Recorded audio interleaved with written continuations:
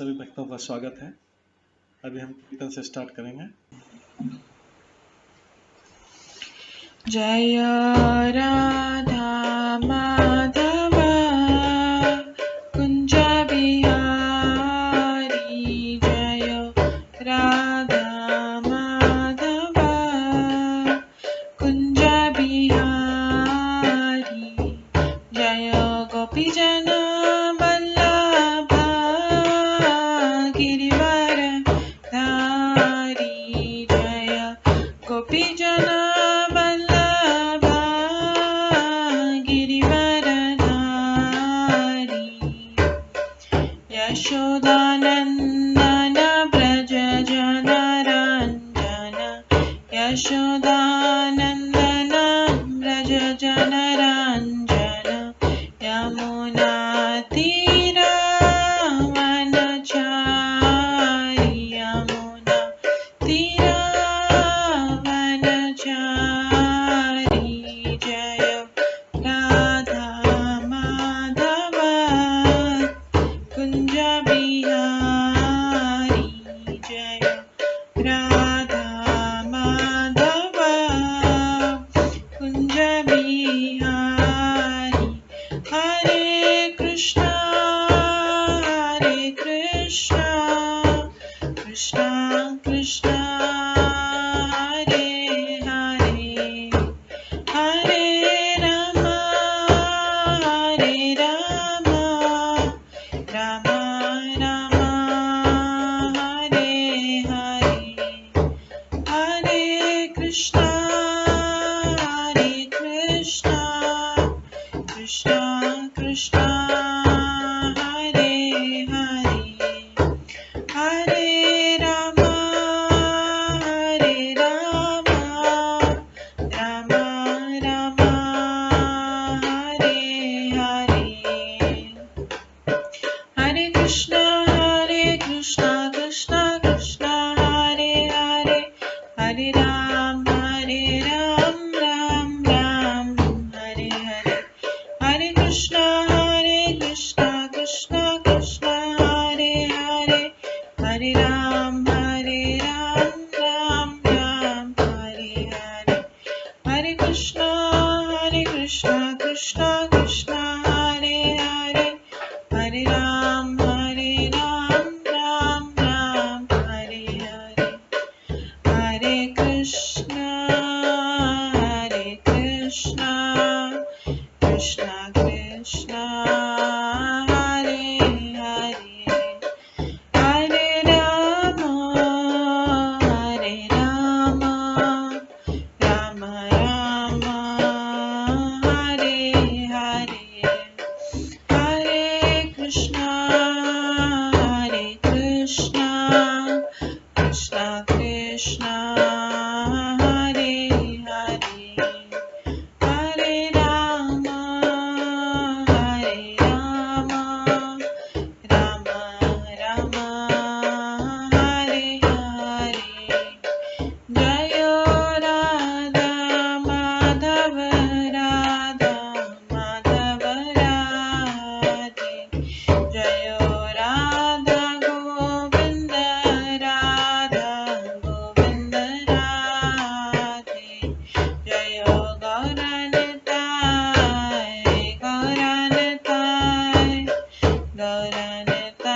जय गौरनताय, जय जय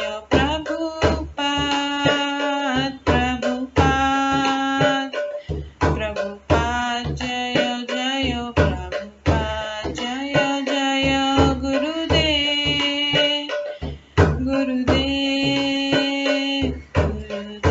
जय जय गुरुदेव, नित्य गौर हरि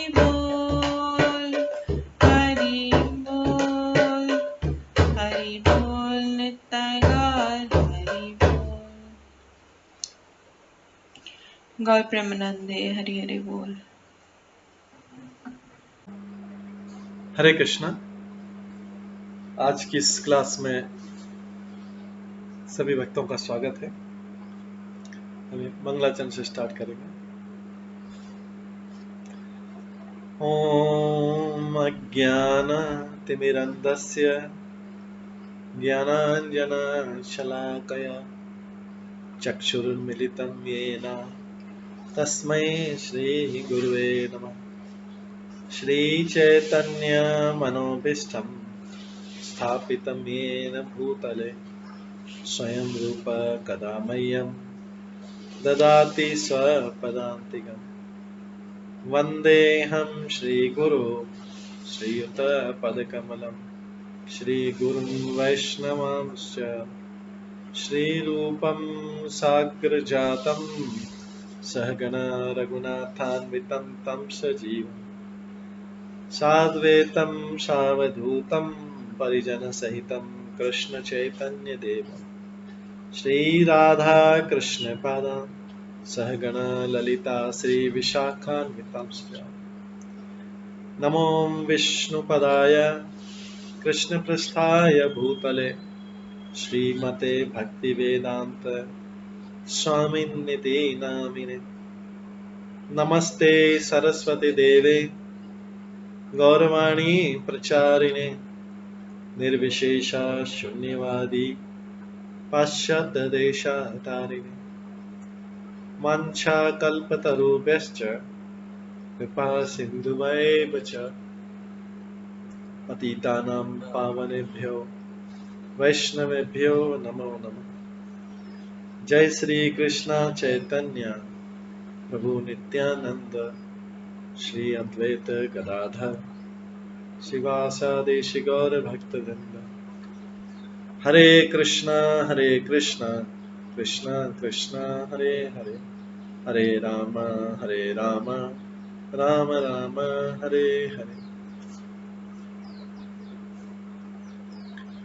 ओम नमो भगवते वासुदेवाय। ओम नमो भगवते वासुदेवाय। ओम नमो भगवते वासुदेवाय। नारायणं नमस्कृत्य नरं चैव नरोत्तमं देवीं सरस्वतीं व्यासं ततो जयमुदीरयेत्। नष्टप्रायेषु भद्रेषु नित्यं भागवत सेवया भगवते उत्तम श्लोके भक्तिर्भवति नैष्ठिकी। कृष्णाय वासुदेवाय देवकी नंदनाय च नन्दगोपकुमाराय गोविन्दाय नमो नमः। सर्ववेदान्तसारमे श्रीभागवतम् इष्यते तद्रसामृतात् नान्यत्र स्याद्रति क्वचित्। आराध्यो भगवान् ब्रजेश तनयस्तनधाम वृन्दावन रम्या काचिदुपासना व्रजवधूवर्गेण या कल्पिता। श्रीमद्भागवतं प्रमाणम् अमलं प्रेम कुमार्थमः श्रीचैतन्य महाप्रभुमतम् इदं तत्रादरो न परम्। मूकं करोति वाचालं पङ्गुलङ्घयते गिरिं यत्कृपातमहं वन्दे परमानन्दमाधवम्। हरे कृष्णा।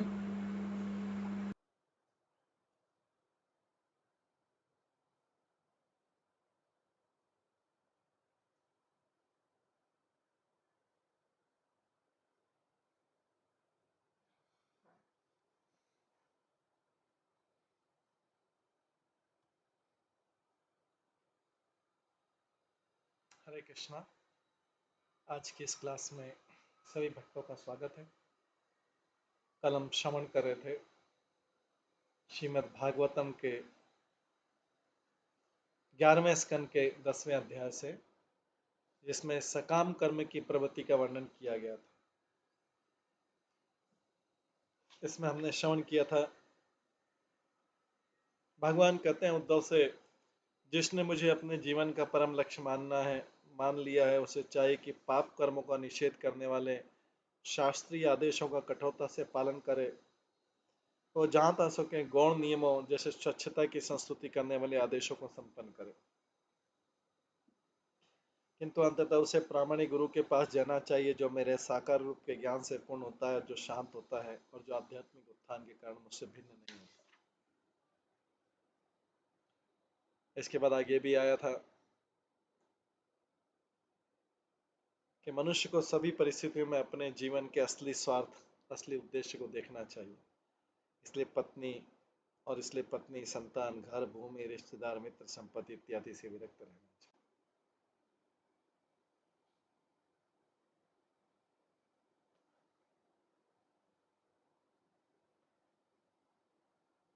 आज हम 8वें श्लोक से श्रवण करेंगे। विलक्षण स्थूल सूक्ष्म देहात आत्म इक्षिता सद यथाग्नि दारुण दायात दाहक अन्य प्रकाशक।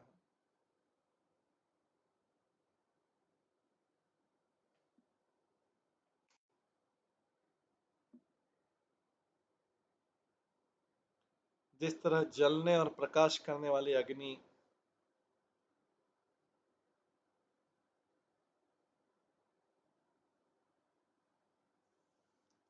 जिस तरह जलने और प्रकाश करने वाली अग्नि उस लकड़ी से भिन्न होती है,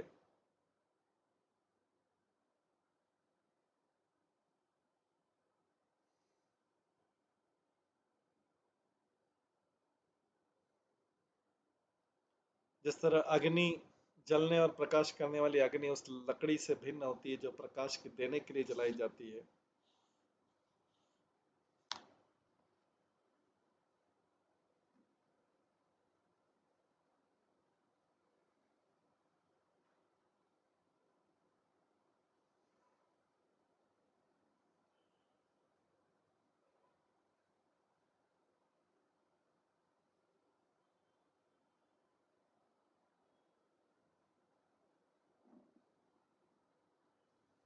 जिस तरह जलने और प्रकाश करने वाली अग्नि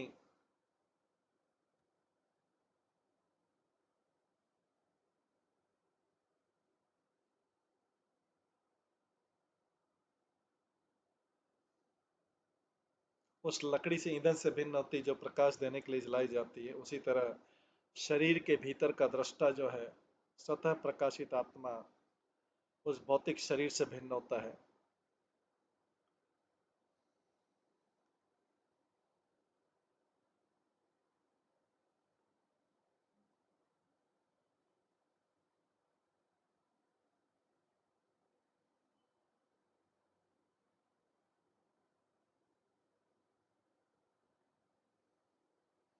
जिस तरह जलने और प्रकाश करने वाली अग्नि उस लकड़ी से भिन्न होती है जो प्रकाश के लिए जलाई जाती है, उसी तरह भी शरीर के भीतर का दृष्टा स्वतः प्रकाशित आत्मा उस भौतिक शरीर से भिन्न होता है जिसे चेतना से प्रकाशित करना पड़ता है। इस तरह आत्मा तथा शरीर में भिन्न भिन्न गुण होते हैं, वे पृथक पृथक।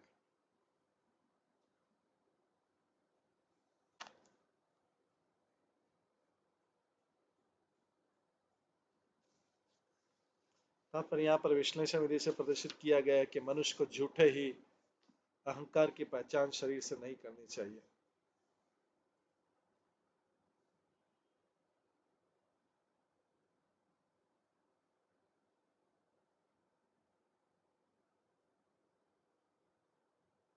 ऐसी गलत पहचान मिथ्या अहंकार या मोह, भौतिक मोह कहलाती है। इस प्रसंग में प्रश्न किया जा सकता है कि चूंकि भली भांति ज्ञात है कि भगवान बद्ध आत्मा को प्रकाशित करते हैं, तो फिर श्लोक में स्वदक शब्द का प्रयोग क्यों हुआ है?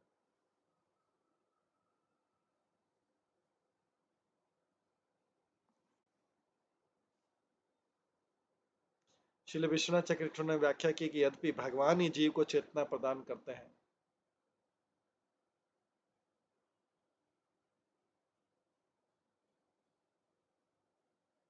किंतु भगवान की शक्ति से युक्त होने के कारण स्वयं जीव में अपनी शुद्ध चेतना को पुनर्जागृत करने और बढ़ाने की क्षमता होती है। इस तरह गौण रूप में उसे स्वतः प्रकाशित माना जा सकता है। यहाँ सोने या चांदी के बने गुंबद का उदाहरण प्रस्तुत किया जा सकता है जो सूर्य की प्रकाशमय किरणों को परावर्तित कर देता है।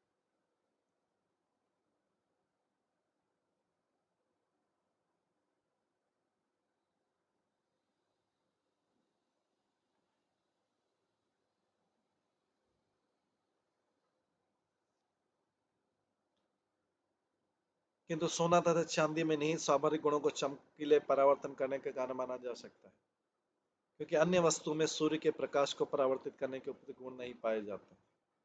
इस तरह आत्मा को स्वदक माना जा सकता है, क्योंकि उसमें गुण पाया जाता है जिससे वो भगवान की शक्ति को चमकीले रूप में परावर्तित कर सकता है।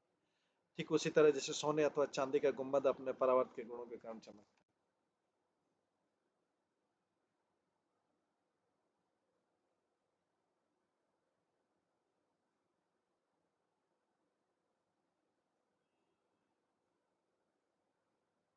इस श्लोक में शरीर तथा आत्मा के विभिन्न गुणों को बतलाने वाला अच्छा उदाहरण दिया गया है। जलने और प्रकाश करने वाली अग्नि उस काठ से भिन्न होती है जिसे प्रकाश पाने के लिए जलाया जाता है।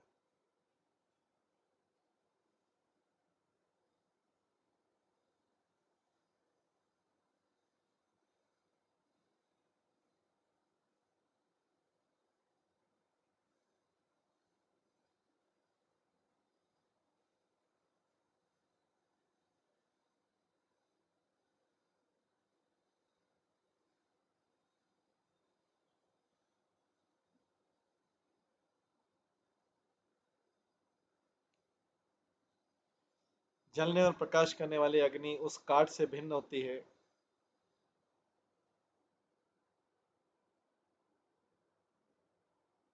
जिसे प्रकाश पाने के लिए जलाया जाता है, किंतु ये कहा जा सकता है कि काठ के भीतर अग्नि अप्रकट रूप से उपस्थित रहती है। इसी प्रकार अज्ञान के बद्ध जीवन में आत्मा शरीर में उपस्थित रहता है, यद्यपि वह अप्रकट रहता है। जीव की प्रकाशित अवस्था की तुलना काठ के भीतर से अग्नि को जगाने से की जा सकती है।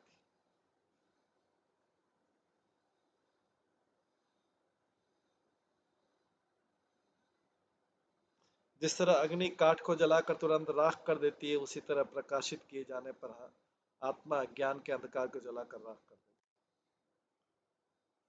चूंकि हम शरीर के प्रति सचेत हैं, इसलिए हम कह सकते हैं कि शरीर चेतना द्वारा प्रकाशित है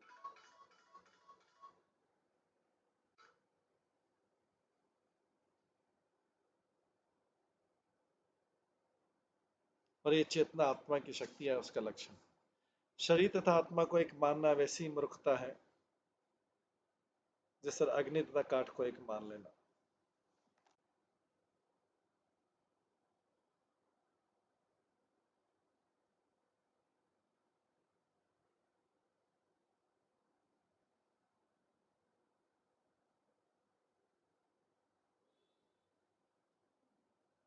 अग्नि तथा काठ तथा अथवा आत्मा तथा शरीर के मध्य जो घनिष्ठ आकस्मिक संबंध है, उसमें उससे इस बात में कोई अंतर नहीं आता कि अग्नि काठ से भिन्न अथवा आत्मा सदैव शरीर से भिन्न।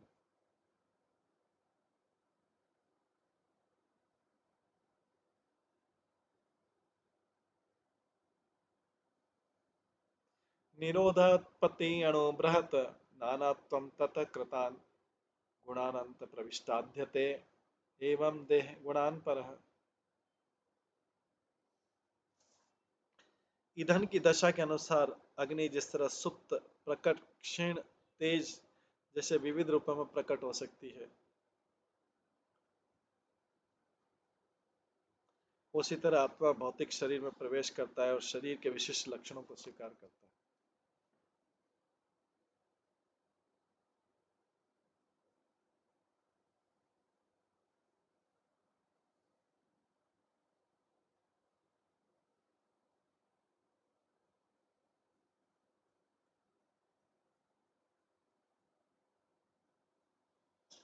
ईंधन की दशा के अनुसार अग्नि जिस तरह शुद्ध, प्रकट, क्षीण, तेज जैसे विविध रूपों में प्रकट हो सकती है, उसी तरह आत्मा भौतिक शरीर में प्रवेश करता है और शरीर के विशिष्ट लक्षणों को स्वीकार करता है।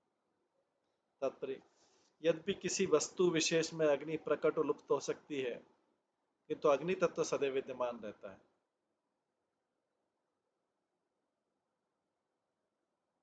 उसी प्रकार नित्य आत्मा उपयुक्त शरीर के भीतर प्रकट होता है, फिर शरीर से लुप्त हो जाता है, परंतु आत्मा का अस्तित्व सदैव बना रहता है। नित्य आत्मा उपयुक्त शरीर के भीतर प्रकट होता है, फिर शरीर से लुप्त हो जाता है, परंतु आत्मा का अस्तित्व सदा बना। जिस प्रकार अग्नि अपने ईंधन से भिन्न है, जिस प्रकार अग्नि अपने ईंधन से भिन्न है, उसी प्रकार आत्मा शरीर से भिन्न है।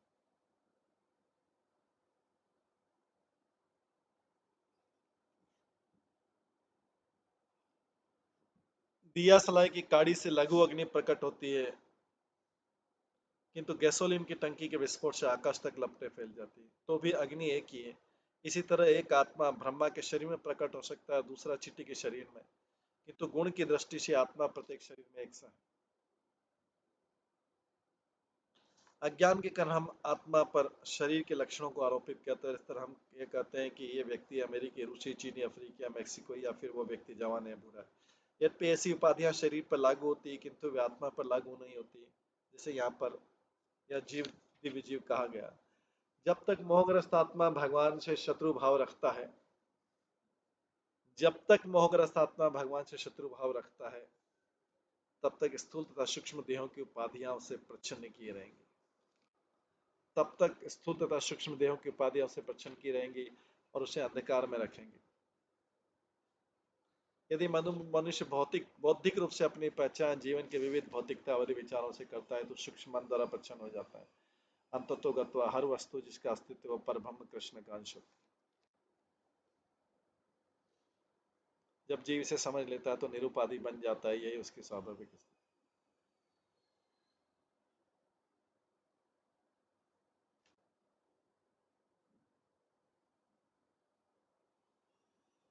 ये असो गुणे विरिचित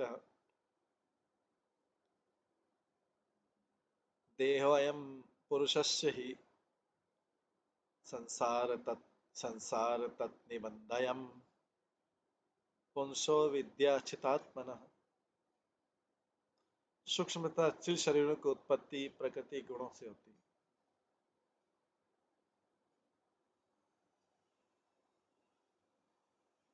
सूक्ष्म तथा स्थूल शरीरों की उत्पत्ति प्रकृति गुणों से होती है, जो भगवान की शक्ति से विस्तार पाते हैं। जब जीव झूठे स्थूल तथा सूक्ष्म शरीरों के गुणों को अपने ही असली स्वभाव के रूप में मान लेता है, तो संसार का जन्म होता है।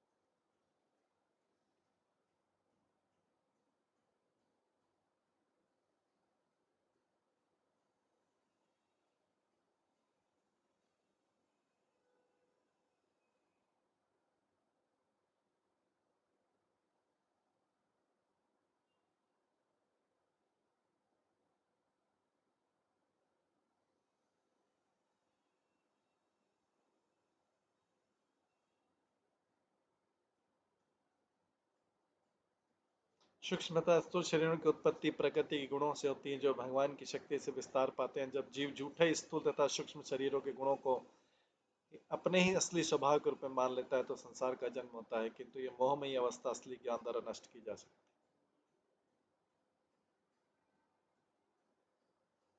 जहाँ तक ईंधन तथा अग्नि की उपमा शरीर तथा आत्मा से दिए जाने की बात है, तर्क किया जा सकता है कि कुछ हद तक अग्नि ईंधन पर निर्भर करती है और उसके बिना नहीं रह सकती। चूंकि हमें अग्नि के अस्तित्व का अनुभव ईंधन से पृथक के रूप में नहीं, तो भी यह प्रश्न किया जा सकता है कि किस तरह संभव है कि जीव शरीर से पृथक रहे, उससे प्रच्छन्न होकर अंत में पृथक हो जाए। जीव के स्वभाव को भगवान की विद्या द्वारा ही समझा जा सकता है। विद्या अर्थात असली ज्ञान से भौतिक जगत को खंड खंड किया जा सकता है और इसी जीवन में आध्यात्मिक सत्य का अनुभव हो सकता है। श्री विश्वनाथ चक्री ठाकुर के अनुसार हमारा अस्तित्व कृत्रिम रूप से आरोपित है।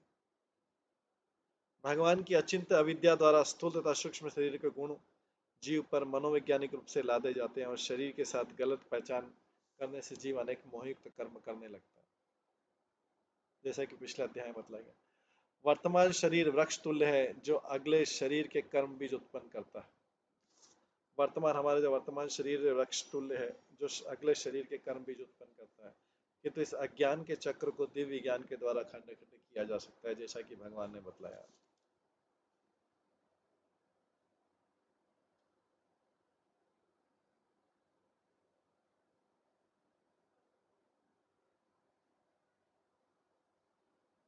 दुर्भाग्य से बद्ध जीव भगवान से शत्रुतावश उनके द्वारा बतलाया पूर्ण ज्ञान को ग्रहण नहीं करते। 。 . 。 . 。 . . . . . . . . . . . . 。 . . . . 。 . . 。 . 。 . 。 . 。 . 。 . 。 . 。 . 。 . 。 . 。 . 。 . 。 . 。 . 。 . 。 . 。 .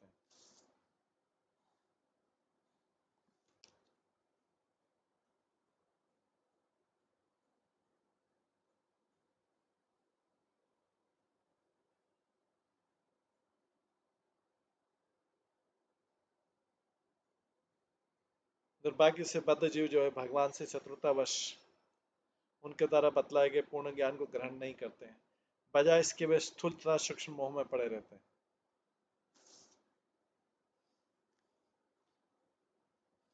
तो मोह भी दो प्रकार के हैं, स्थूल मोह और सूक्ष्म मोह। तो दुर्भाग्य से बद्ध जीव भगवान से शत्रुतावश उनके द्वारा बतलाए गए पूर्ण ज्ञान को ग्रहण नहीं करते, इसके बजाय वे स्थूल तथा सूक्ष्म मोह में पड़े रहते हैं। किंतु यदि जीव भगवान के ज्ञान को मान ले तो उसकी सारी स्थिति सुधर सकती है और भगवान के साथ सीधे संपर्क द्वारा पूर्ण ज्ञान का सच्चिदानंद स्वरूप जीवन प्राप्त कर सकता है।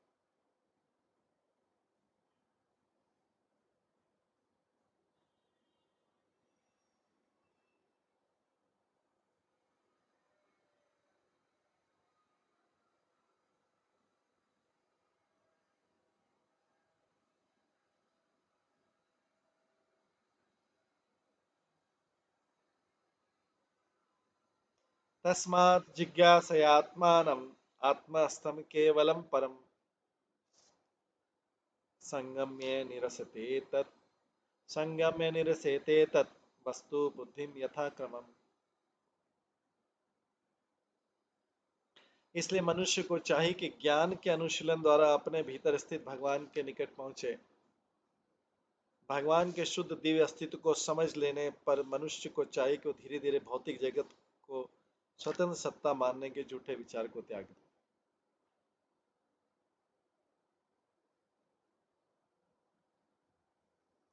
मनुष्य को चाहिए कि ज्ञान के अनुशीलन द्वारा वह अपने भीतर स्थित भगवान के निकट पहुंचे। भगवान के शुद्ध दिव्य अस्तित्व को समझ लेने पर मनुष्य को चाहिए कि धीरे धीरे भौतिक जगत को स्वतंत्र सत्ता मानने के झूठे विचार को त्याग दे। तात्पर्य यथाक्रम शब्द का अर्थ है मनुष्य अपने को स्थूल भौतिक शरीर से भिन्न अनुभव करते धीरे धीरे मानसिक कार्यों से विरक्त कर ले। इस श्लोक में एतद वस्तु बुद्धिम का अर्थ है भौतिक जगत के पृथक अस्तित्व को देखना, न कि हर वस्तु को वस्तुतः परब्रह्म स्वरूप को देखना। जब मनुष्य अपने को शाश्वत आध्यात्मिक रूप में पहचान लेता है तो उसे ज्ञान का असली फल प्राप्त होता है। भगवान तो शाश्वत रूप से अपने नित्य रूप में प्रकट होते हैं और उसी तरह जीव भी भगवान के प्रेमी सेवक के रूप में अपने नित्य रूप में प्रकट होता है। जब हम ये झूठी कल्पना कर लेते हैं कि नश्वर मोहमय भौतिक पदार्थ सत्य है तो हमारे नित्य आध्यात्मिक रूप का ज्ञान अज्ञान से आच्छादित रहता है। किंतु यदि मनुष्य हर वस्तु के भीतर भगवान की परम उपस्थिति का ध्यान करता है तो अपने सामान्य आनंद में जीवन आध्यात्मिक जीवन में लौट सकता है। यदि मनुष्य हर वस्तु के भीतर भगवान की परम उपस्थिति का ध्यान करता है तो अपने सामान्य आनंद में आध्यात्मिक जीवन में लौट सकता है। जैसा कि श्लोक में जिज्ञासा से सूचित है, हर मनुष्य को परम सत्य समझने का गंभीर प्रयास करना चाहिए।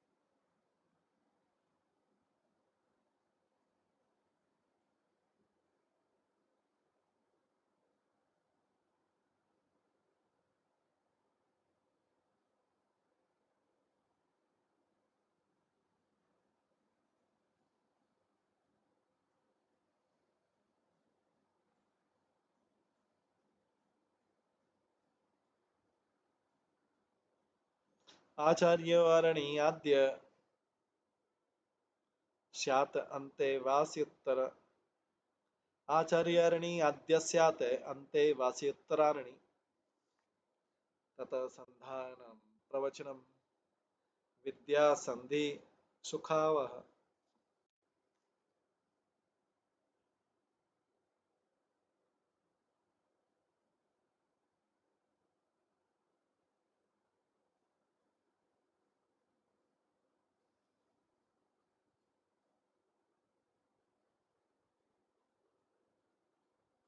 गुरु की उपमा यज्ञ अग्नि के निचले काष्ठ से, शिष्य की उपमा ऊपरी काष्ठ से तथा गुरु द्वारा दिए जाने वाले प्रवचनों की उपमा इन दोनों काष्ठों के बीच तीसरी लकड़ी से की जा सकती है। गुरु द्वारा शिष्य को दिया गया दिव्य ज्ञान उनके संसर्ग से उत्पन्न होने वाली अग्नि के समान है जो अज्ञान को जलाकर भस्म कर डालता है और गुरु तथा शिष्य दोनों को परम सुख प्रदान करता है।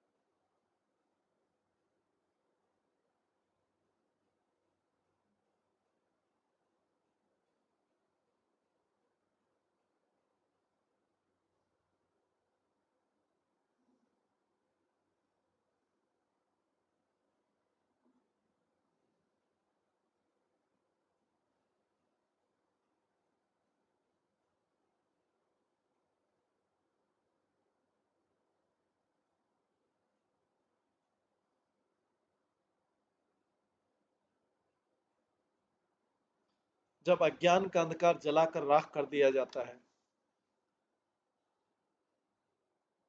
तो अज्ञान का घातक जीवन भी समूल नष्ट हो जाता है।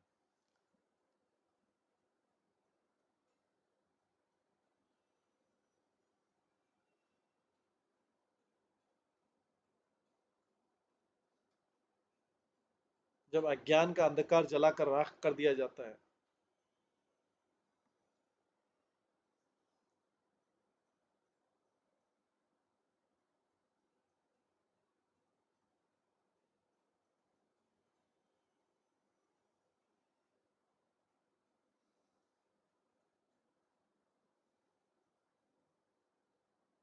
जब अज्ञान का अंधकार जलाकर राख कर दिया जाता है तो अज्ञान का घातक जीवन भी समूल नष्ट हो जाता है और तब मनुष्य पूरे ज्ञान से अपने सही स्वार्थ के लिए कर्म कर सकता है। इस श्लोक में आदि का अर्थ है आदि और एक गुरु का सूचक है जिसकी उपमा निचले कास्ट से दी गई।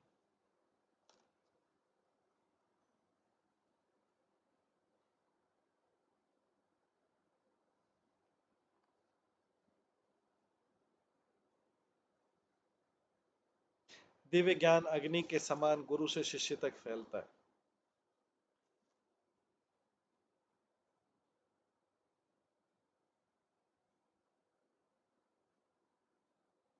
जिस तरह दो काष्ठ खंडों के घर्षण से अग्नि उत्पन्न होती है उसी तरह कृष्ण के प्रतिनिधि गुरु तथा निष्ठावान शिष्य के मध्य प्रामाणिक संसर्ग से ज्ञान की अग्नि उत्पन्न होती है।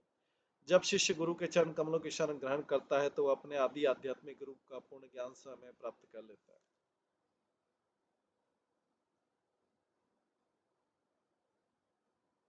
13वें श्लोक में बताया गया वैशारदी साति विशुद्ध बुद्धि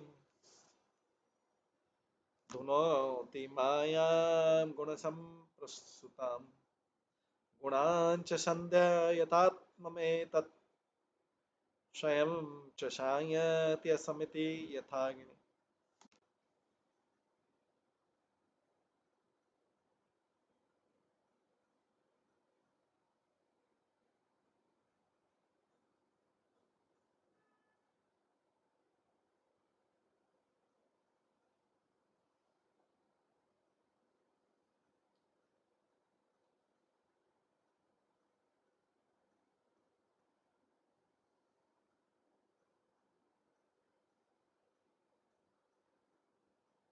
दक्ष गुरु से विनय पूर्वक श्रवण करने से दक्ष शिष्य में शुद्ध ज्ञान उत्पन्न होता है जो प्रकृति के 3 गुणों से उत्पन्न भौतिक मोह के प्रहार को पीछे भगा देता है। अंत में शुद्ध ज्ञान स्वयं ही समाप्त हो जाता है जिस तरह ईंधन का कोष जल जाने पर अग्नि ठंडी पड़ जाती है।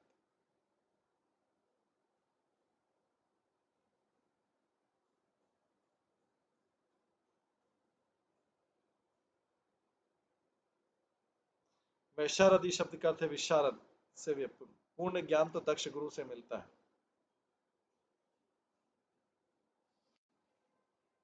और जब ऐसा ज्ञान दक्ष शिष्य द्वारा सुना जाता है तो भौतिक मोह की तरंगों को मोड़ देता है। चूंकि भगवान की माया शक्ति भौतिक जगत के भीतर शाश्वत क्रियाशील रहती है अतः मोह को विनष्ट करने की संभावना नहीं रहती। फिर भी मनुष्य अपने हृदय के भीतर मोह को तो नष्ट कर ही सकता है। उसमें सफल होने के लिए शिष्य को चाहिए कि दक्ष गुरु को प्रसन्न करने में एक्सपर्ट हो। ज्यो ज्यो मनुष्य कृष्ण भावनामृत की पूर्ण अवस्था के निकट पहुंचता जाता है और सर्वत्र भगवान की उपस्थिति का अनुभव करने लगता है त्यों तो उसका ध्यान दिव्य पद की ओर खिसक जाता है। उस समय शुद्ध ज्ञान अर्थात मोह की सतत सैद्धांतिक जागरूकता स्वयं ही कम हो जाती है और जिस तरह अग्नि मंद पड़ जाती है और ईंधन समाप्त होने पर पूछ जाती है।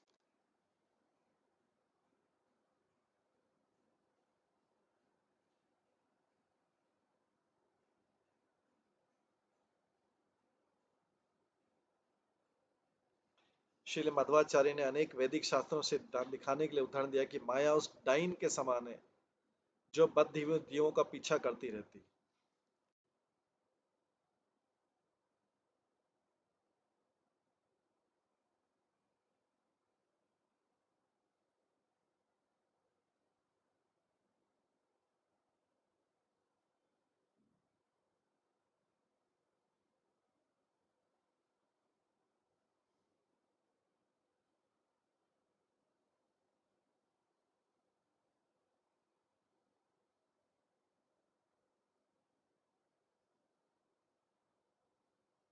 माया उस डाइन के समान है जो बद्ध जीवों का पीछा करती रहती है। बद्ध जीवों को 3 गुणों में से जो गुण अच्छा लगता है उसे ही माया प्रदान करती है।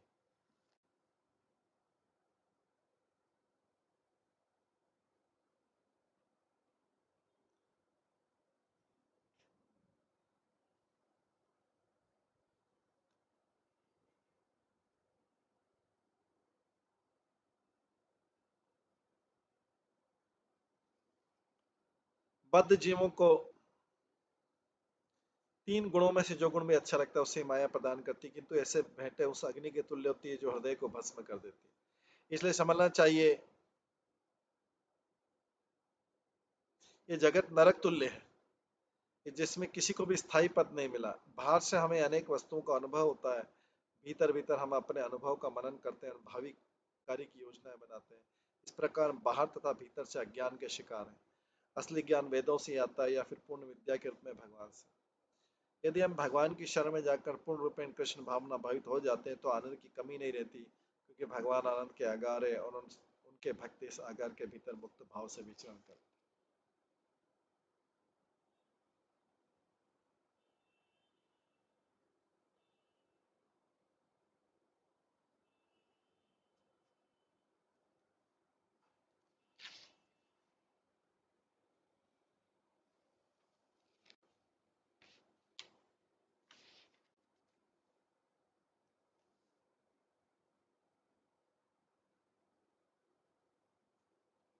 तो इस प्रकार हम श्रवण कर रहे हैं कि ज्ञान के अनुशीलन द्वारा व्यक्ति अपने स्थित भगवान के पास पहुंच सकता है।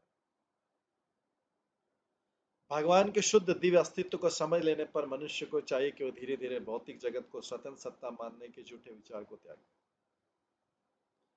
ये भी बताया कि हमने श्रवण किया था कि सूक्ष्म तथा स्थूल शरीरों की उत्पत्ति ये प्रकृति के गुणों से होती है।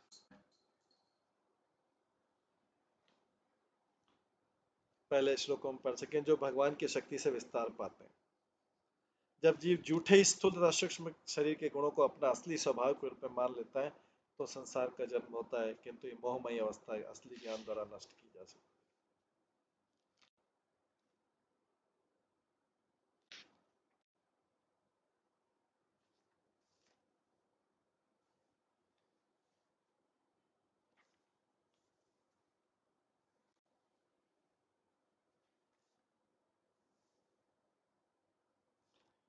अथेषां कर्म कर्तृणाम भोक्तृणाम सुख दुख यो नानात्वम् अथ नित्यत्वम् लोक काल आगम लोक काल आगमात्मनां मनसे सर्वभावनां संस्था ही उत्पीत की यथा तत्तताकृति भेदेन जायते भिद्यते च एवं अपि अंग सर्वेषां देहिनां देहयोगतः कालाव्ययतः सन्ति भावा जन्मादयः सकृत्।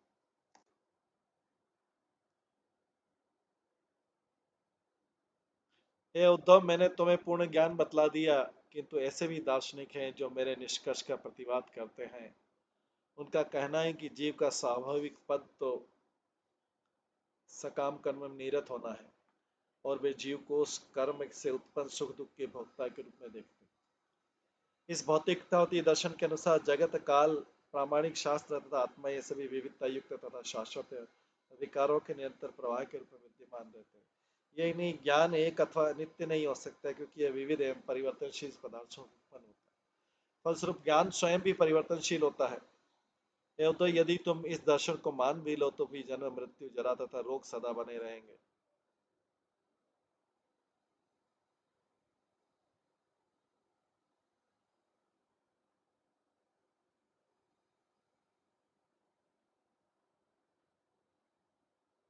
क्योंकि सारे जीवों को काल के प्रभाव के अधीन भौतिक शरीर स्वीकार करना हो।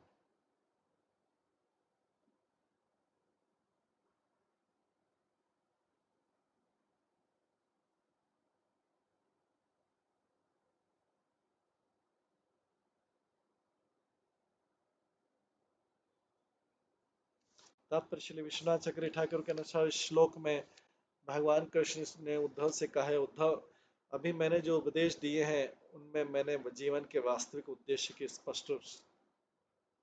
उनमें मैंने जीवन के वास्तविक उद्देश्यों की स्पष्ट उक्ति कर दी। किंतु कुछ लोग ऐसे हैं, विशेष रूप से जैमिनी कवि के अनुयायी, जो मेरे निष्कर्ष का प्रतिवाद करते हैं। यदि तुम उनके ज्ञान को उपयुक्त समझते और मेरे उपदेशों को स्वीकार नहीं करते तो निम्नलिखित व्याख्या सुनो। जैमिनी के अनुयायियों के अनुसार जीव मूलतः तथा स्वभावतः सकाम कर्मों का करता है और सुख दुख उसके कर्मों के फल होते हैं।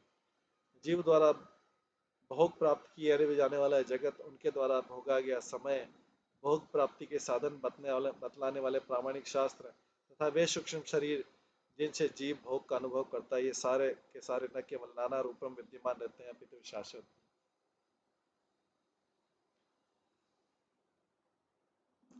जीव को भौतिक पदार्थों तथा स्थितियों की नश्वरता देखकर अथवा जगत को माया के रूप में देखकर भौतिक इंद्रिय तृप्ति से विराग उत्पन्न करने की आवश्यकता नहीं।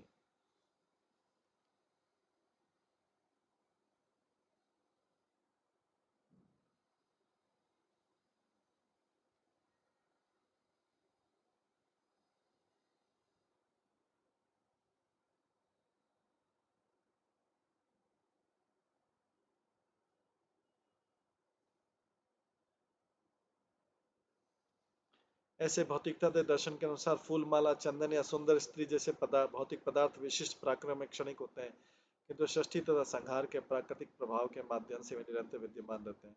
दूसरे शब्दों में, यदि किसी स्त्री विशेष का स्वरूप नश्वर है किंतु भौतिक जगत में सुंदर स्त्रियां सदैव ही रहेंगी। इसी तरह धर्मशास्त्र के अनुसार सकाम अनुष्ठान सावधानी से करने से मनुष्य जन्म जन्मांतर स्त्रियों तथा संपत्ति से भोग्य संपर्क बनाए रह सकता है और इस तरह मनुष्य की इंद्रिय तृप्ति शाश्वत बनी रहेगी। ये जैमिनी वाले अनुयायियों के अनुसार है।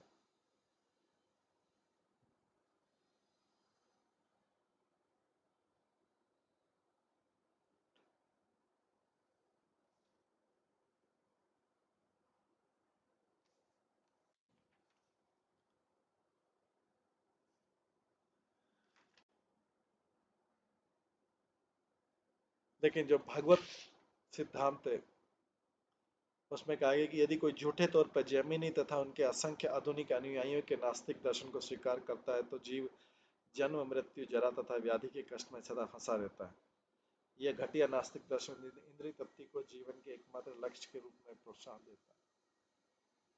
तत्रापि कर्मणाम कर्तुर स्वातंत्र्यं च लक्ष्यते भोक्तु च दुख सुखयोग भोक्तु च दुख सुखयोग अनु अर्थ विवशम भजे।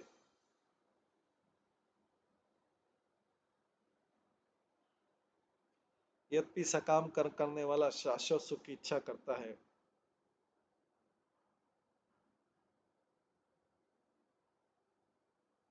किंतु स्पष्ट देखने में आता है कि भौतिकतावादी कर्मी जन प्राय दुखी रहते हैं और कभी कभी तुष्ट होते हैं।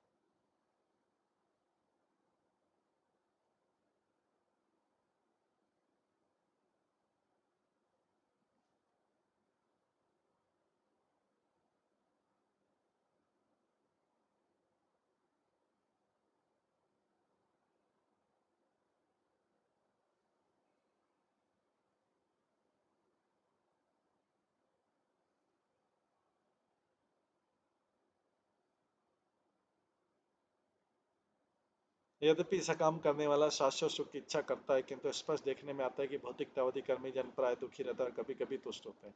इस तरह सिद्ध होता है कि वे न तो स्वतंत्र होते हैं, न ही अपना भाग्य उनके नियंत्रण में होता है। जब कोई व्यक्ति सदा ही दूसरे के नियंत्रण में रह रहा हो तो फिर अपने सकाम कर्मों से किसी महत्वपूर्ण परिणाम की आशा कैसे रख सकता है।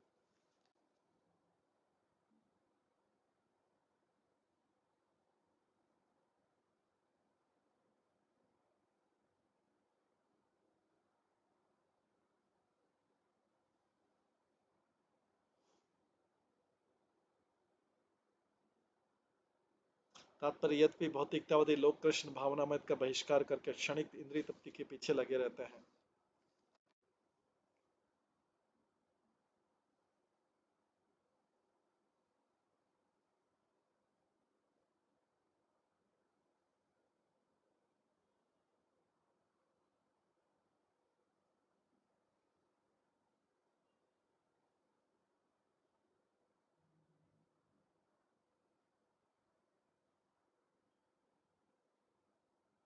यद्यपि भौतिकतावादी लोग कृष्ण भावनामत का बहिष्कार करके क्षणिक इंद्रिय तृप्ति के पीछे लगे रहते हैं, किंतु यह इंद्रिय तृप्ति भी प्राय उनकी पहुंच के बाहर होती है। यदि कोई व्यक्ति अपने भाग्य को वश में कर पाता है तो फिर वो अपने लिए समस्याएं क्यों उत्पन्न करता है? कोई भी बुद्धिमान व्यक्ति अपने या प्रियजनों पर मृत्यु, बुढ़ापा या रोग क्यों ला देगा? मनुष्य को यह मानना होगा कि अवांछित कष्ट किसी उच्च शक्ति द्वारा उस पर लादे जा रहे हैं। क्योंकि हम स्पष्टतः सर्वोच्च सत्ता के अधीन है, इसलिए ऐसा नास्तिकतावादी दर्शन जो मनुष्य को केवल सकाम कर्म करने और सुखी जीवन लाने का उपदेश देता है, नितांत अपूर्ण है। सुख दुख तो काल के प्रभाव से उत्पन्न है।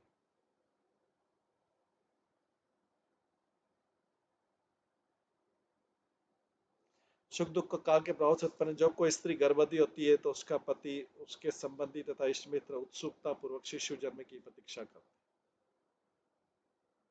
समय बीतने पर जब शिशु जन्मता है तो सबको परम सुख होता है, क्योंकि जो जो बालक वृद्ध होता है और अंत में जब वो मरता है तो वही काल क्रम कष्ट का कारण बन जाता है।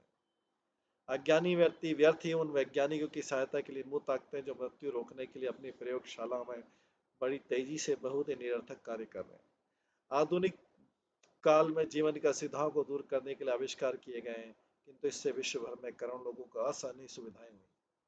केवल महामूर्ख व्यक्ति प्रस्ताव करेगा कि परम नियंता कोई नहीं है और मनुष्य कुशल भौतिक कार्यों के द्वारा अनुकूल फल पा सकता है।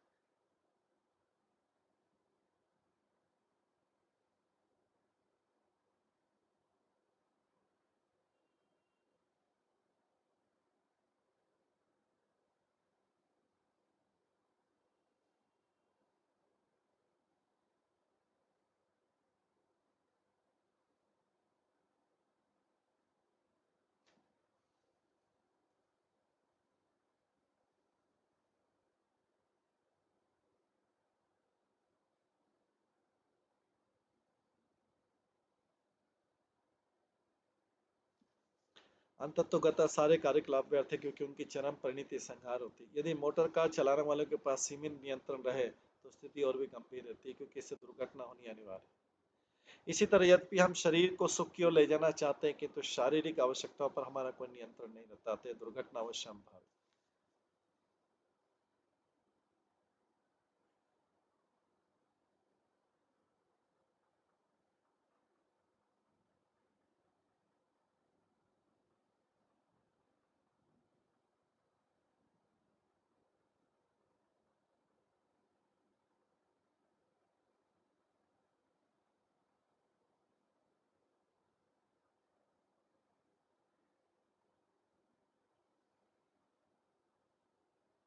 अश्रद्धाना पुरुषा धर्मस्यास्य परंतप अप्राप्य माम निर्वंतन्ते मृत्यु संसार वर्तमान है। परंतर जो लोग भक्ति में श्रद्धा नहीं रखते मुझे प्राप्त नहीं कर पाते।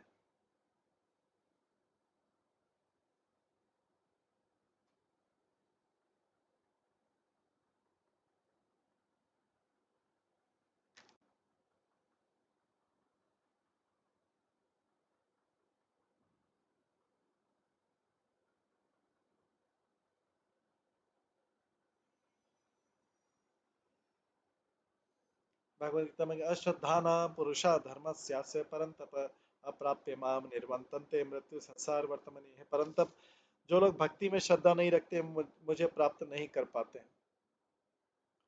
अतः वे इस भौतिक जगत में जन्म मृत्यु के मार्ग पर वापस आते रहते हैं। यदि कोई भगवान कृष्ण का भक्त नहीं है तो उसके कर्मों का अंतिम परिणाम मृत्यु संसार मात्र अर्थात बारंबार जन्म का मृत्यु।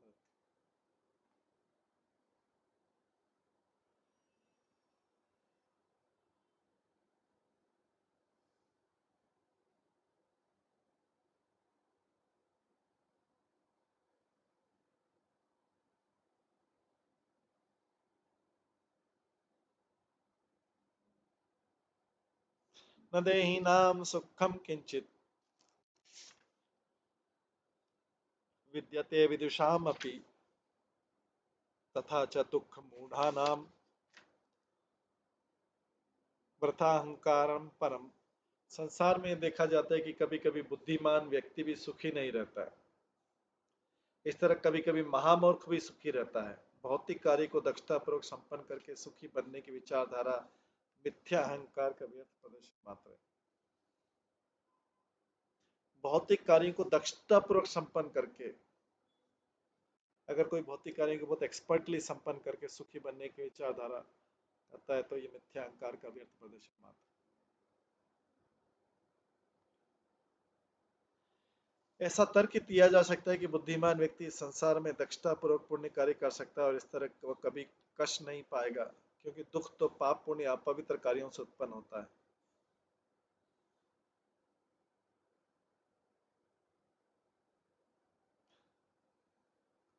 किंतु प्राय पवित्र बुद्धिमान व्यक्तियों को भी महान कष्ट भोगते देखा गया है, क्योंकि कभी कभी वे अपना कर्तव्य पूरा नहीं कर पाते और कभी कभी जाने अनजाने में निषिद्ध कर्म कर देते हैं। इस तर्क से भगवान इस सिद्धांत का खंडन करते हैं कि भौतिक शुद्धता के बल पर मनुष्य बिना कृष्ण भावना में के निरंतर सुखी रह सकता है।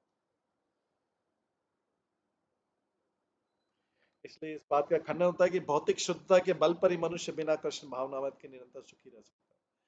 दूसरी ओर देखा जाता है कि महामूर्ख या पापी व्यक्ति भी कभी कभी सुख का अनुभव करते हैं, क्योंकि पाप में लगे व्यक्ति भी कभी कभी किसी तीर्थ स्थान की यात्रा करके अथवा किसी संत पुरुष की सहायता करके संयोगवश कुछ कर्म पुण्य कर्म कर लेते हैं।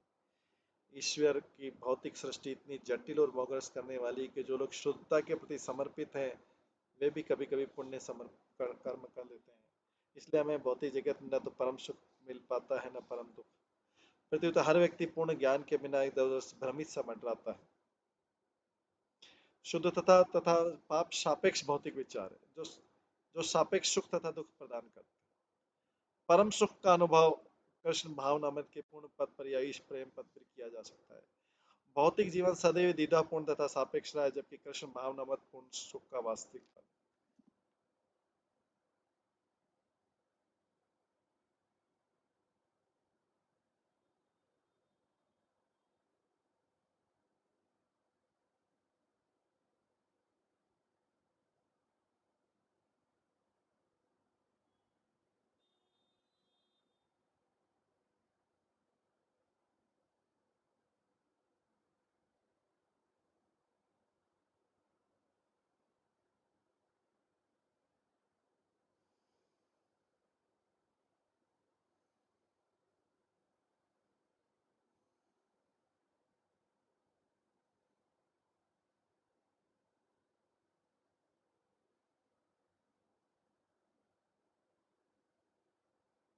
यदि प्राप्ति विघातम च जानन्ते सुख दुःखयोः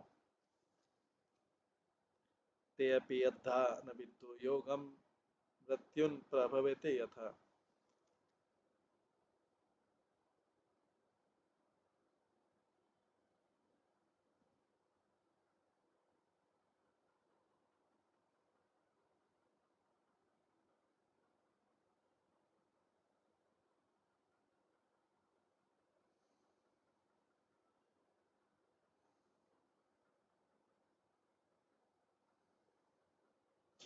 तात्पर्य, यदि तथाकथित बुद्धिमान भौतिकतावादी लोग सुख प्राप्त करने तथा दुख को नष्ट करने का साधन जानते हैं तो उन्हें चाहिए कि अवश्य भावी मृत्यु से लोगों का उद्धार कर दे। विज्ञानी जन इस समस्या को हल करने में जुटे हुए किंतु पूरी तरह असफल रहते हैं। मानना होगा कि वास्तव में बुद्धिमान नहीं है वे सुख प्राप्त करने तथा कष्ट दूर करने के साधन को नहीं जानते। ये सोचना निरी मूर्खता होगी।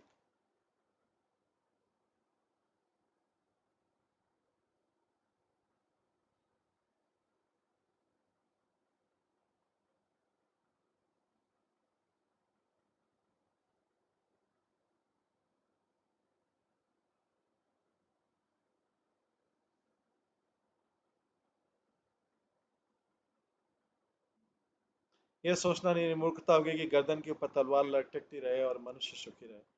भगवान कृष्ण ने भगवद गीता में कहा, मृत्यु सर्वस्व चाहम, मैं तुम्हारे समक्ष मृत्यु रूप में उपस्थित होता हूँ और प्रत्येक वस्तु को हर ले जाता हूँ। हमें आंख मूंद कर भौतिक जीवन के संकट की अनदेखी नहीं करनी चाहिए। अभी तो भगवान की अहेतु की कृपा को स्वीकार करना चाहिए, जिसे उन्होंने चैतन्य महाप्रभु के रूप में हमें उदारता से प्रदान किया। हमें चैतन्य महाप्रभु के चरण कमलों में अपने को समर्पित करना चाहिए, जो मुंह मांगा सुख प्राप्त करने का वास्तविक साधन, भगवान नाम का कीर्तन प्रदान करने वाले। यह प्रभु की इच्छा है और इस विधि को अपनाना हमारे स्वार्थ में।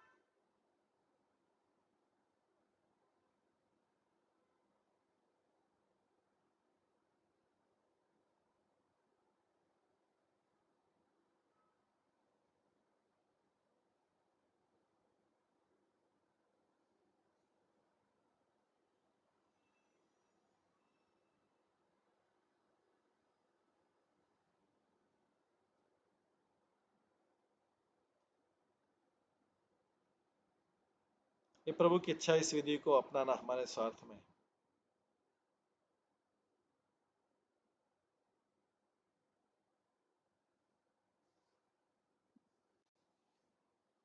आगे 20वें श्लोक में कहा गया है, कौन कौनु अर्थ सुखयति एनम काम मृत्यु,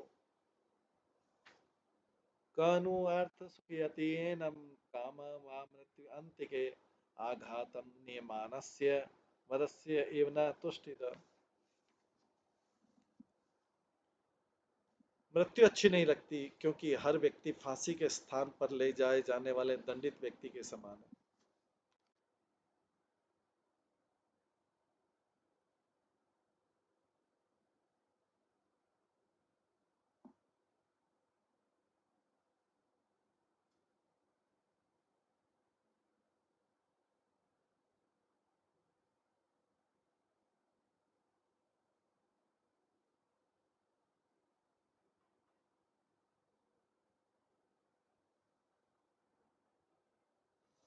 मृत्यु अच्छी नहीं लगती क्योंकि हर व्यक्ति फांसी के स्थान पर ले जाने वाले दंडित व्यक्ति के समान है। तो फिर भौतिक वस्तुओं या उनसे प्राप्त तृप्ति से लोगों को कौन सा संभव सुख मिल सकता है।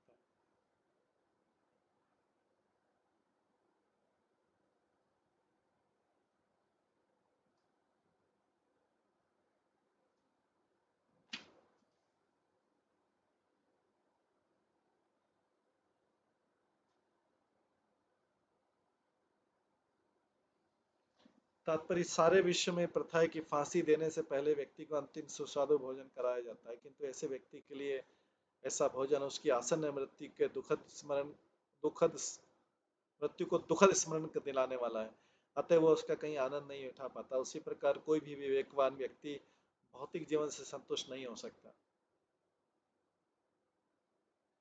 कोई भी विवेकवान व्यक्ति भौतिक जीवन से संतुष्ट नहीं हो सकता क्योंकि मृत्यु निकट ही खड़ी रहती है और किसी भी क्षण दबोच सकती है।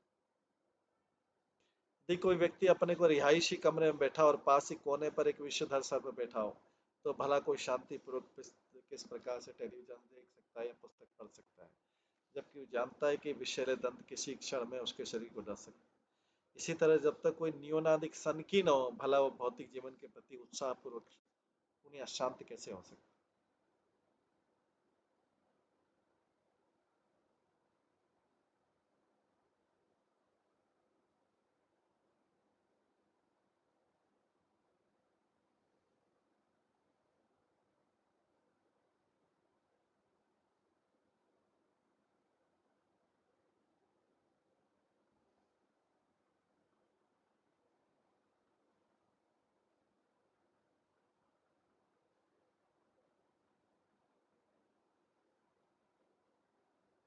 मृत्यु की अपरिहार्यता के ज्ञान से मनुष्य को आध्यात्मिक जीवन के प्रति दृढ़ संकल्प बचने बनने के लिए प्रोत्साहित होना चाहिए।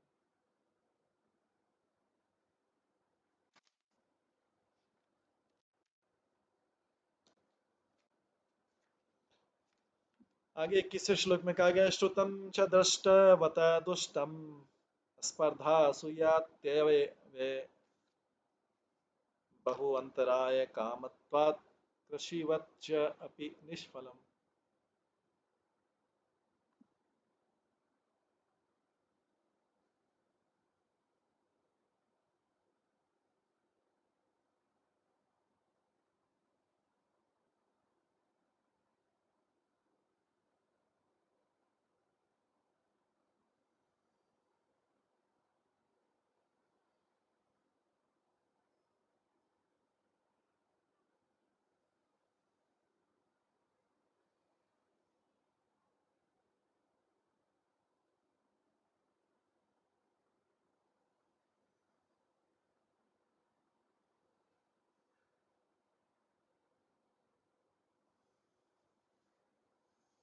वह भौतिक सुख जिसके बारे में हम सुनते रहते हैं, जैसे देवी सुख भोग के लिए स्वर्गलोक की प्राप्ति, हमारे द्वारा अनुभूत भौतिक सुख के समान ही। वो भौतिक सुख जिसके बारे में आप सुनते रहते हैं, हमारे द्वारा अनुभूत भौतिक सुख के समान ही है। ये दोनों ही ईर्ष्या, द्वेष, क्षय तथा मृत्यु से दूषित रहते हैं। तो चाहे स्वर्ग लोक का भौतिक सुख हो या मृत्यु लोक का, दोनों भौतिक सुख समान है, क्योंकि ये भौतिक ये सुख दोनों ही ईर्ष्या, द्वेष, क्षय तथा मृत्यु से दूषित रहते हैं।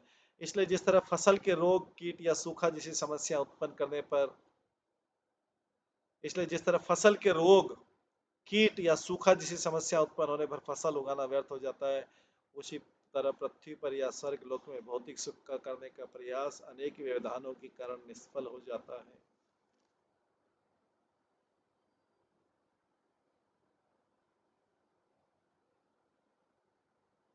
तात्पर्य श्री भक्ति सिद्धांत श्री ठाकुर ने श्लोक की टीका इस प्रकार की।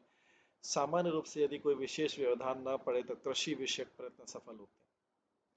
सामान्य रूप से यदि कोई विशेष व्यवधान न पड़े तो कृषि विषयक प्रयत्न सफल होते हैं, किंतु यदि बीज में कोई दोष हो या फिर भूमि अधिक खारी या बंजर हो या सूखा, प्लेग, मौसम के प्रतिकूल, अधिक वर्षा या अधिक गर्मी पड़े या फिर पशु पक्षी या कीड़े उत्पाद पच जाए तो कृषि कर्म से वांछित फल प्राप्त नहीं होती।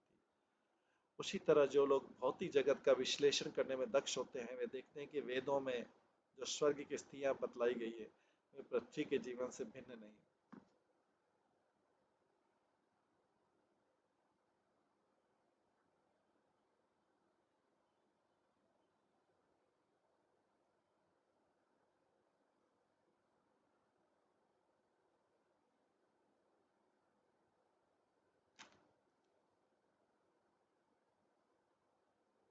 बद्ध जीवों के परस्पर मेल मिलाप से ईर्ष्या, द्वेष उत्पन्न होना अनिवार्य है। जब कोई व्यक्ति ऊंचा उठ जाता है और दूसरा नीचा रह जाता है तो समय के साथ ये पद उलट जाते हैं। इसलिए हम स्वर्गलोक में भी हिंसा, झगड़े तथा षड्यंत्र होने से उपद्रव मचा रहता है। वस्तुतः स्वर्गलोक तक पहुंचने के प्रयास अपने आप में समस्या तथा उत्पातों से पूर्ण।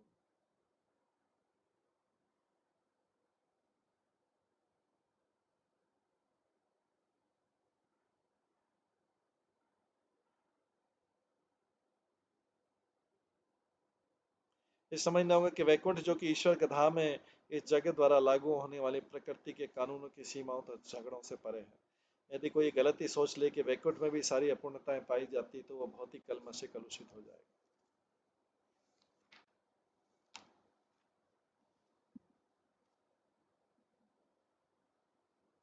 अंतराय विहितयदि धर्म अनुष्ठिता तेन अपि निर्जितम स्थानम यथा गच्छति ततक्षुणु।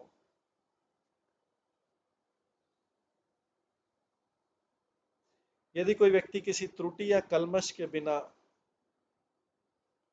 वैदिक यज्ञ तथा कर्मकांड संपन्न करता है तो उसे अगले जीवन में स्वर्ग में स्थान मिलेगा, किंतु कर्मकांड द्वारा प्राप्त किए जाने वाला फल भी काल के द्वारा नष्ट कर दिया जाएगा। अब इसके विषय में सुनो। तात्पर्य गच्छति शब्द का अर्थ जा रहा है। भगवत गीता में भगवान कृष्ण कहते हैं आग आगम पाइनो नित्यास, अच्छे बुरे सभी प्रकार के अनुभव आते जाते रहते हैं। इसलिए गच्छति शब्द अच्छे से अच्छे संपन्न हुए सकाम कर्म के फल का लुप्त होने का सूचक। कोई भी भौतिक पद चाहे कितना भी बुरा या अच्छा हो अपूर्ण होता है।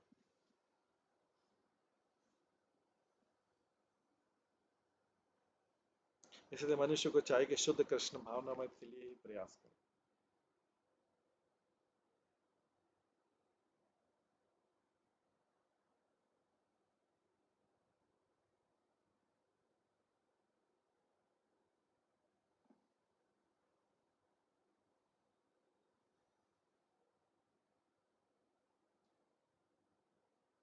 इस देव देवता यज्ञ स्वर्ग लोकम याति यज्ञ कह भुंजिता देव तत्र भोगान दिव्यान निजर्चित अर्जितान।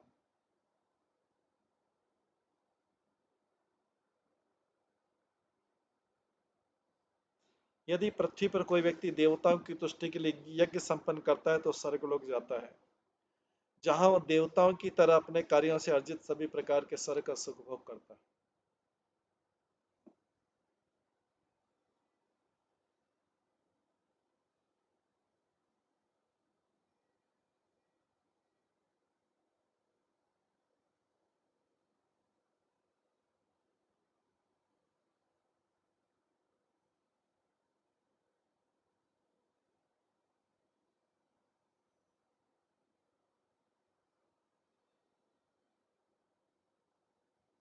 स्वपुण्य उपचिते शुभ्रे विमाने उपगीयते गंधर्वे विहरन मध्ये देवी नाम रद्वेश धरकर। स्वर्ग प्राप्त कर लेने के बाद यज्ञ करने वाला व्यक्ति चमचमाते वायुयान में बैठकर यात्रा करता है, जो उसे पृथ्वी पर उसके पुण्य कर्म के फल स्वरूप प्राप्त होता है। वो गंधर्वों द्वारा यशोगान किया जाकर तथा अति मोहक वस्त्र पहने स्वर्ग की देवियों से घिरकर जीवन का आनंद लेता है।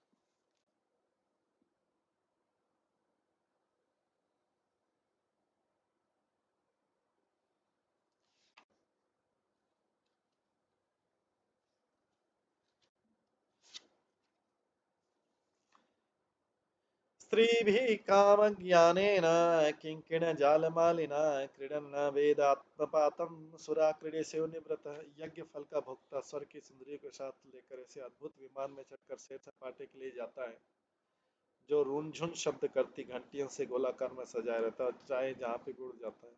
वह स्वर्ग के विहार उद्यानों में नितांत सुख एवं आराम का अनुभव करते हुए इस पर विचार नहीं करता कि वह अपने पुण्य कर्मों के फल को समाप्त कर रहा है और शीघ्र ही मृत्युलोक में जा गिरेगा।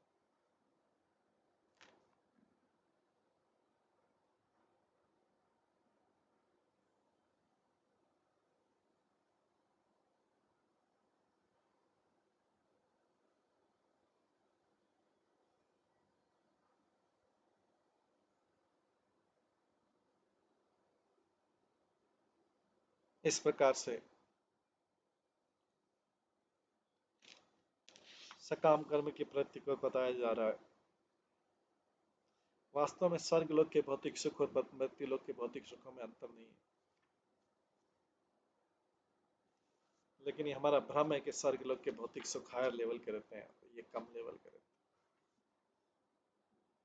तो आज समय होने वाला है, इसको हम यहीं पे विराम देते हैं सकाम कर्म की प्रकृति वाले अध्याय को, और इसके आगे का जो है हम कल की क्लास में श्रवण करेंगे। सभी भक्तों का बहुत बहुत धन्यवाद। सभी भक्तों के लिए एक बार हरे कृष्ण महामंत्र का जप करते हैं। हरे कृष्णा कृष्णा कृष्णा हरे हरे, हरे राम राम राम। श्रीमद् भागवतम महापुराण की जय, शिल प्रभुपाद की जय, सभी भक्तगणों की जय। हरे कृष्ण।